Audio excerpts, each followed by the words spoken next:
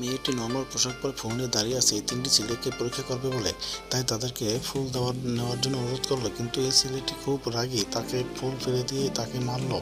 এরপরে তাদের বন্ধুদের নিয়ে চলে যাওয়ার জন্য চেষ্টা করে, কিন্তু মাঝখানের ছেলেটির খুব মায়া হলো, তাই সেই মেয়েটির কাছে চলে আসলো এবং মেয়েটিকে ধরে উঠালো এবং ফুলগুলো মাটি থেকে উঠিয়ে তার হাতে দিল। কিন্তু মেয়েটি তাকে দেখে খুব খুশি হলো। এরপরে মেয়েটি বসে তাকে ডাক দিল। তাকে পিছন দিয়ে ডাক দেওয়ার পরে মেয়েটি তাকে আবার ফুলগুলো অফার করলো। ছেলেটি ফুলগুলো নিল। কিছুক্ষণ পর মেয়েটির হাতে ব্যাগটি ছেলেটিকে দিল, কিন্তু ব্যাগের ভিতরে ছিল অনেক টাকা। ছেলে তো দেখে খুব অবাক।